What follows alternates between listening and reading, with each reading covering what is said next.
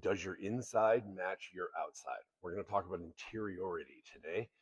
And there are two very different approaches. I think both can be effective, but they do have two different starting points.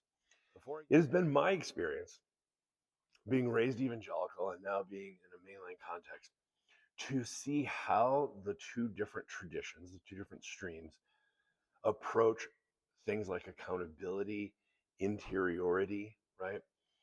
Because evangelicals do a lot of things in groups. So, whether it's the worship team or a Bible study or outreach ministry, even accountability is done in groups.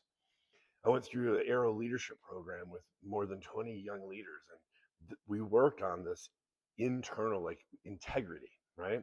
But we did it largely in groups versus my experience of the mainline and folks that I know who are in different contexts, different denominations.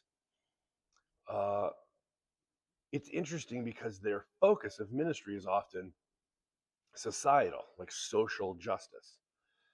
But the internal work is done in one on one encounters, whether that is with your mentor or your DS.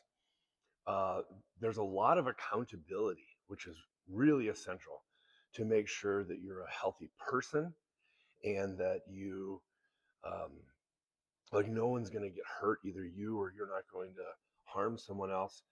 And so I think both groups definitely have approaches for interiority to address the matters of the heart and to make sure that your inside and your outside go together, right? Your shadow side, as my father used to talk about. But the direction of that is very different. For evangelicals, it seems to me it's a very much an outside in approach that because of the nature of congregational worship and outreach ministries and accountability and right discipleship, it's very much an outside, and then that should impact your inside.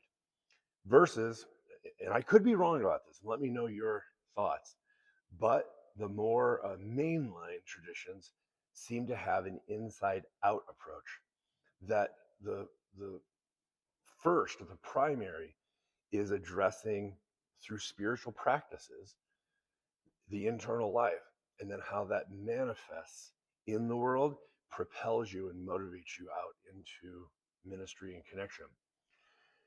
So I just wanted to throw that out there. We're in day 16.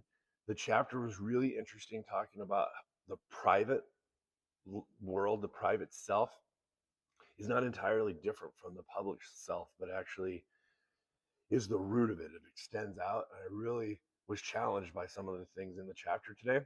So I just wanted to throw out sort of an analogy and see what you thought about it.